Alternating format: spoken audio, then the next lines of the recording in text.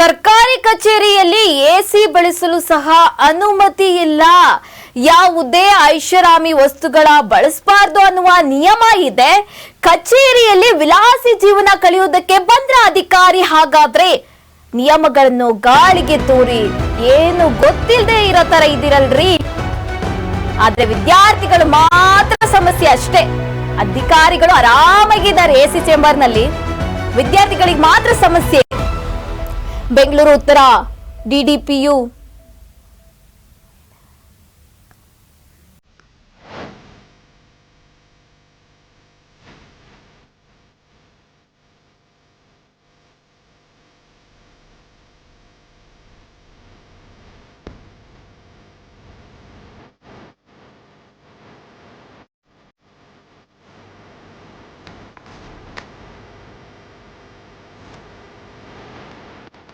ಸರ್ಕಾರಿ ಶಾಲೆಯಲ್ಲಿ ವಿದ್ಯಾರ್ಥಿಗಳ ದಾಖಲಾತಿ ಕೂಡ ಕಡಿಮೆ ಆಗ್ತಾ ಇದೆ. ಯಾಕಂದ್ರೆ ಈ ತರ ಸಮಸ್ಯೆ ಇದ್ದ ಯಾರು ಕೂಡ ಶಾಲಾ ಕಾಲೇಜುಗಳಿಗೆ ಬರೋದಿಲ್ಲ. ಹಾಗಾದ್ರೆ ಶಿಕ್ಷಣ ಇಲಾಖೆಯಲ್ಲಿ ಯಾರು ಹೇಳೋರಿಲ್ಲ ಕೇಳೋರಿಲ್ವಾ ಅಂತ ಪ್ರಶ್ನೆ ಮೂಡ್ತಾ ಇದೆ. ಜವಾಬ್ದಾರಿ ಹೊತ್ತ ಅಧಿಕಾರಿಗಳೇ ಎಸಿ ಚೇಂಬರ್ ನಲ್ಲಿ ಇಷ್ಟು ಆರಾಮಾಗಿರ್ತಾರ? ಹಾಗಾದ್ರೆ ಸರ್ಕಾರಿ ಕಚೇರಿಗಳಲ್ಲಿ ಒಂದು ನಿಯಮ ಇದೆ, ಎಸಿ ಬಳಸಲು ಯಾವ ಅನುಮತಿ ಕೂಡ ಇಲ್ಲ, ಯಾವುದೇ ಐಷಾರಾಮಿ ವಸ್ತುಗಳು ಕೂಡ ಬಳಸಬಾರದು ಅನ್ನುವ ನಿಯಮ ಇದೆ. ಆದ್ರೂ ಕೂಡ ಕಚೇರಿಯಲ್ಲಿ ವಿಲಾಸಿ ಜೀವನ ಕಳೆಯುವುದಕ್ಕೆ ಈ ಅಧಿಕಾರಿ ಬಂದ್ರ ಅಂತ ಪ್ರಶ್ನೆ ಮೂಡ್ತಾ ಇದೆ. ನಿಯಮಗಳನ್ನು ಗಾಳಿಗೆ ತೂರಿ ಏನು ಗೊತ್ತಿಲ್ಲದೇನೆ ಅಧಿಕಾರಿಗಳು ಈ ರೀತಿಯಾಗಿ ವರ್ತಿಸ್ತಾ ಇದ್ದಾರಾ? ಆದ್ರೆ ವಿದ್ಯಾರ್ಥಿಗಳಿಗೆ ಎಷ್ಟು ಸಮಸ್ಯೆ ಇದೆ, ಅಲ್ಲಿ ಸಮಸ್ಯೆ ಬಗೆಹರಿಸೋರೇ ಇಲ್ಲ. ಇವರು ಎಸಿ ಚೇಂಬರ್ ನಲ್ಲಿ ಇಷ್ಟು ಆರಾಮಾಗಿದ್ರೆ ಹೇಗೆ ಹಾಗಾದ್ರೆ?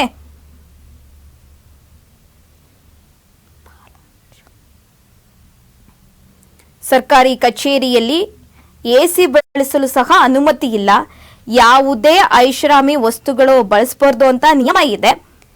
ಕಚೇರಿಯಲ್ಲಿ ವಿಲಾಸಿ ಜೀವನ ಕಳೆಯುವುದಕ್ಕೆ ಹಾಗಾದ್ರೆ ಅಧಿಕಾರಿ ಬಂದಿದ್ದಾರಾ ಅಂತ ಪ್ರಶ್ನೆ ಸಾಮಾನ್ಯವಾಗಿ ಮೂಡುತ್ತದೆ. ಯಾಕಂದ್ರೆ ಅಧಿಕಾರಿಗಳು ವಿದ್ಯಾರ್ಥಿಗಳನ್ನ ನೋಡ್ಕೊಂಡ್ ಇಲಾಖೆಯಲ್ಲಿ ಏನ್ ಸಮಸ್ಯೆ ಆಗ್ತಿದೆ ಇರ್ಬೋದು, ಶಾಲಾ ಕಾಲೇಜಿನಲ್ಲಿ ಏನ್ ಸಮಸ್ಯೆ ಆಗ್ತಿದೆ, ವಿದ್ಯಾರ್ಥಿಗಳಿಗೆ ಏನ್ ತೊಂದರೆ ಆಗ್ತಿದೆ, ಅದನ್ನೆಲ್ಲ ನಿಭಾಯಿಸಬೇಕು. ನೀವೇ ಇಷ್ಟು ಆರಾಮಾಗಿದ್ರೆ ವಿದ್ಯಾರ್ಥಿಗಳು ಹಾಗಾದ್ರೆ ಏನ್ ಮಾಡ್ತಾರೆ? ವಿದ್ಯಾರ್ಥಿಗಳ ಸಮಸ್ಯೆ ಯಾರು ಕೇಳ್ತಾರೆ ಹಾಗಾದ್ರೆ?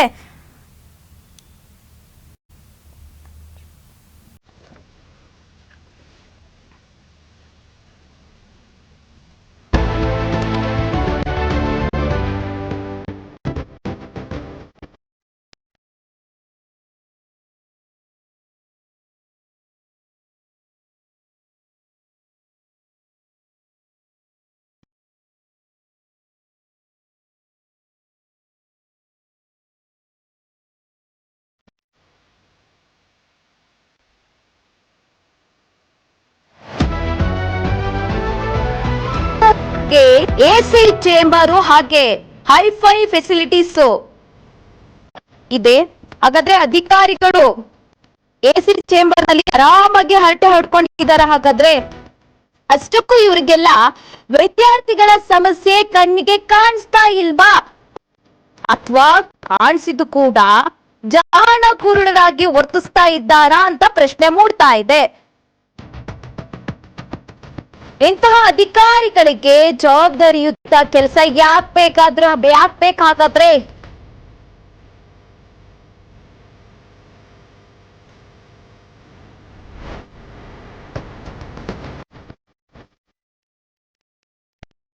ಸರ್ಕಾರಿ ಕಚೇರಿಯಲ್ಲಿ ಎಸಿ ಬಳಸಲು ಯಾವುದೇ ಅನುಮತಿ ಇಲ್ಲ ಸರ್ಕಾರಿ ಕಚೇರಿಯಲ್ಲಿ. ಯಾಕಂದ್ರೆ ಯಾವುದೇ ಐಷಾರಾಮಿ ವಸ್ತುಗಳನ್ನು ಬಳಸಬಾರ್ದಂತ ನಿಯಮ ಇದೆ.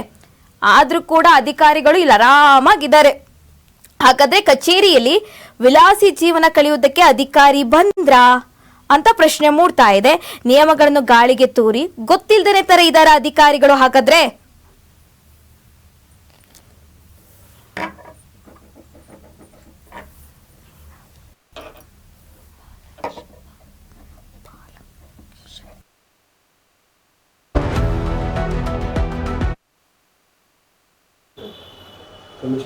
ಇಲ್ಲ ಕಳಿಸಿಲ್ಲ ಸರ್, ಬಂದು ಅಡ್ಜಸ್ಟ್ ಮಾಡಿಸ್ತೀನಿ ನಾನು.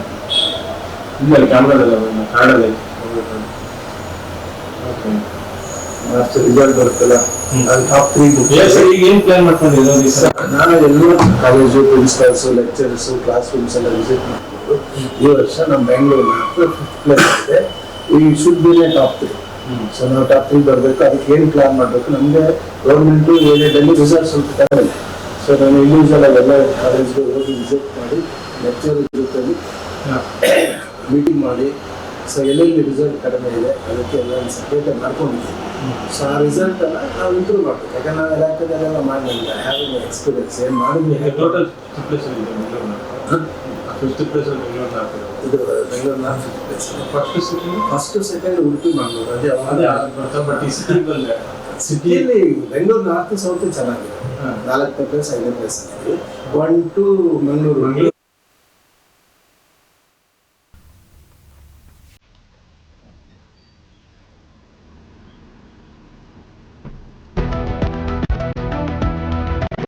ಇಷ್ಟೊಂದು ವೈಭವೋಪೇತ ಸೌಲಭ್ಯಗಳಿಗೆ ಹಣ ಬಂದಿದ್ದಾದ್ರೂ ಎಲ್ಲಿಂದ? ಬೆಂಗಳೂರು ಉತ್ತರ ಡಿಡಿಪಿಯು ಪಾಲಕ್ಷಪ್ಪನ್ಗೆ ಹಣ ಎಲ್ಲಿಂದ ಬಂತು? ಅದ್ರಲ್ಲೂ ಈ ತರ ಶೋಕಿ ಮಾಡ್ತಾ ಕೂತ್ರೆ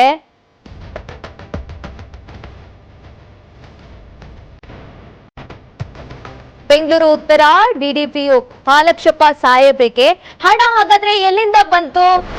ಅದ್ರಲ್ಲೂ ಈ ತರ ಶೋಕಿ ಮಾಡ್ತಾ ಕೂತ್ರೆ ನಿಮ್ ಕೆಲ್ಸ ಯಾರೇ ಮಾಡ್ತಾರೆ? ಶಿಕ್ಷಣ ಸಚಿವರೇ, ಒಮ್ಮೆ ನೀವು ಈ ಸ್ಟೋರಿ ನೋಡ್ಲೇಬೇಕು.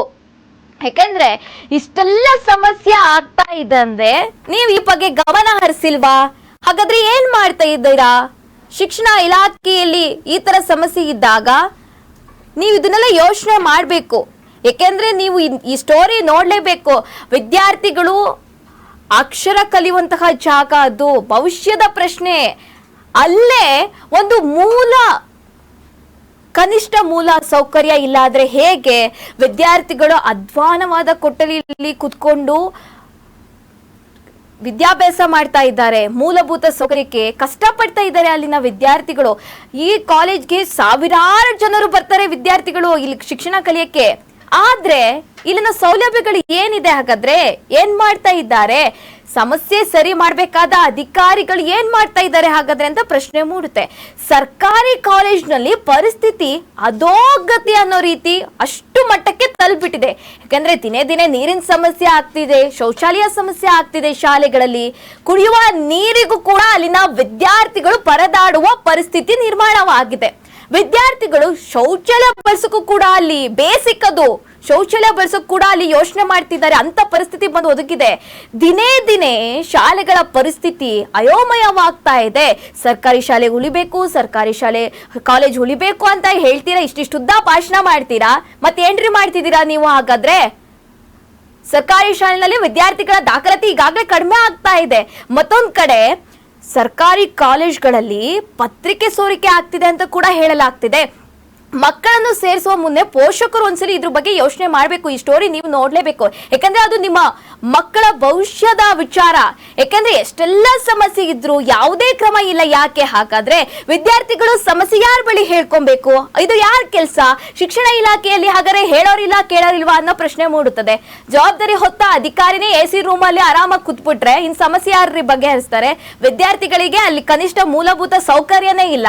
ನೀವು ಆರಾಮಾಗೆ AC ಚೇಂಬರ್ ನಲ್ಲಿ ಕೂತ್ಬಿಟ್ರೆ ಏನ್ ಶೋಕಿ, ತಿರ್ಬೋಕಿ ಶೋಕಿ ಅಂತ ಹೇಳ್ತಾರೆ. ಇದನ್ನ ಸರ್ಕಾರಿ ಕಚೇರಿಯಲ್ಲಿ AC ಬಳಲು ಅನುಮತಿನೇ ಇಲ್ಲ. ಯಾವುದೇ ಐಷಾರಾಮಿ ವಸ್ತುಗಳನ್ನು ಬಳಸಲೇಬಾರದು ಅಂತ ನಿಯಮ ಇದೆ. ಹಾಗಾದ್ರೆ ಕಚೇರಿಯಲ್ಲಿ ನೀವು ಆರಾಮಾಗಿ ವಿಲಾಸಿ ಜೀವನ ಕಳೆಯೋದಕ್ಕೆ ಬಂದಿದ್ದೀರಾ? ವಿದ್ಯಾರ್ಥಿಗಳ ಸಮಸ್ಯೆ ಯಾರು ಬಗೆಹರಿಸ್ತಾರೆ? ನಿಯಮಗಳನ್ನೆಲ್ಲ ಗಾಳಿಗೆ ತೂರಿ ಗೊತ್ತಿಲ್ದೇನೆ ಇರೋ ತರ ಕುತ್ಕೊಂಡ್ಬಿಟ್ಟಿದ್ದೀರಾ. ಹಾಗಾದ್ರೆ ವಿದ್ಯಾರ್ಥಿಗಳ ಸಮಸ್ಯೆ ಯಾರು ಬಗೆಹರಿಸ್ತಾರೆ? ಅಧಿಕಾರಿಗಳೇ ಇಷ್ಟು ಬೇಜವಾಬ್ದಾರಿಯಿಂದ ವರ್ತಿಸಿದ್ರೆ ಏನ್ ಮಾಡ್ಬೇಕು ವಿದ್ಯಾರ್ಥಿಗಳು? ಪೋಷಕರು ಅವ್ರ ಭವಿಷ್ಯಕ್ಕೋಸ್ಕರ ಕಳ್ಸಿಕೊಟ್ಟಿರ್ತಾರೆ ಕಣ್ರಿ. ನೀವು ಈ ತರ AC ಚೇಂಬರ್ ಅಲ್ಲಿ ಆರಾಮಾಗಿ ಕೂತ್ಬಿಟ್ರೆ ಬೆಂಗಳೂರು ಉತ್ತರ DDPO ಪಾಲಕ್ಷಪ್ಪ ಸಾಹೇಬ್ರು ಈ ತರ ತಿರ್ಬೋಕಿ ಶೋಕಿ ಮಾಡಿದ್ರೆ ಏನ್ ಮಾಡ್ಬೇಕು ವಿದ್ಯಾರ್ಥಿಗಳು? ಯಾರ ಹತ್ರ ಸಮಸ್ಯೆ ಹೇಳ್ಕೊಬೇಕು? ನೀವೇ ಇಷ್ಟು ಆರಾಮಾಗಿ ಕೂತ್ಕೊಂಡಿದ್ದೀರಾ.